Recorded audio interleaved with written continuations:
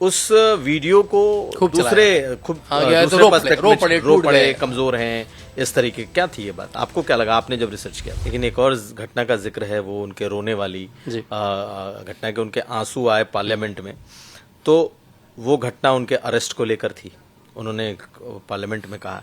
लेकिन आज भी उस वीडियो को दूसरे रो पड़े कमजोर हैं, इस तरीके क्या थी ये बात? आपको क्या लगा आपने जब रिसर्च किया? देखिए, पता लगा, बिल्कुल लोगों ने बताया। वो हुआ क्या, कई विवाद होते थे, इनके पास 3 FIR भी थी। वो FIR कैसी हैं? मैं उन FIR के लोग कहते हैं ना, योगी पे तो अपनी बहुत सारी FIR थी, योगी तो गुंडे थे।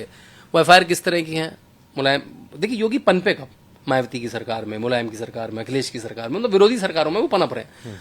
हो क्या रहा है, मुहर्रम का जुलूस निकल रहा है, कोई मुस्लिम व्यक्ति आके यहाँ पे किसी को पीट देता है, अग्रहरी बोल के उनको पीट देता है, वो हॉस्पिटल में मर जाते हैं, कर्फ्यू लग जाता है। योगी आदित्यनाथ उस कर्फ्यू को तोड़ के पहुंच जाते हैं उसके पास, FIR लग जाती है। इस तरह की FIR है उनके पास। उनको ऐसे एक और केस होता है इस तरह का, आपस में बल्कि फायरिंग वायरिंग भी होती है, इधर की सिक्योरिटी से उधर सिक्योरिटी, जब वो लौटते हैं उनको अरेस्ट कर लिया जाता है। बल्कि वो अरेस्ट करने का जो लोग किस्सा सुनाते हैं कि गोरखपुर के इतिहास में लोगों ने देखा, लोग सड़कों पर बिछ गए। मठ से लेकर जो थाना मात्र 2.5 किलोमीटर दूर था, 8-9 घंटे लगे उसमें। और ये भाजपा के कार्यकर्ता नहीं थे, भाजपा के इतने लाखों कार्यकर्ता नहीं है भाजपा के गोरखपुर में। जो मतलब आपको पुलिस आदमी उठाती थी और गाड़ी 1 इंच बढ़ाती थी, गाड़ी आदमी उठाती थी 1 इंच गाड़ी बढ़ाती थी। 2 किलोमीटर में 8-9 घंटे में पहुंचे। और फिर जब खबर पता लगी, उसके बाद वो इस बात से नहीं रोए। वो रोए किस बात से मैं बताता हूँ। जो साथ के लोग थे उनके, हिंदू युवाहिनी के लोग थे, उनके मठ के लोग थे, उनके पहचान के लोग थे, ऐसे करीब 100 लोगों पर FIR हो गई। और वो भी जानबूझ के अलग अलग जिले में हुई। अलग अलग जिले में आपको समझ में आ गया क्या होगा भाई, किसी को वहां भागना पड़ेगा कोर्ट में, उसको वहां काट। और उस समय लोगों की आर्थिक हालत इतनी अच्छी नहीं होती थी कि मैं मेरठ जाके केस लड़ लूं, और मैं बुलंदशहर जाके, और मैं बस्ती जाके, और मैं गोंडा जाके केस लड़ लूं।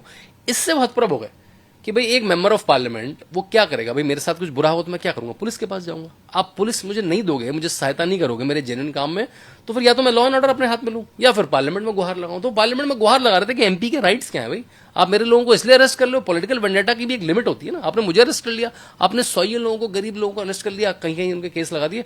वो उनकी व्यथा थी, अपने लोगों के लिए जो व्यथा थी, जो आंसू में छलकी। और मुझे याद है सोमनाथ जी, शायद सोमनाथ चटर्जी, हाँ, उस वक्त मंच पे थे, उनकी आवाज, हाँ, वो लोकसभा अध्यक्ष थे।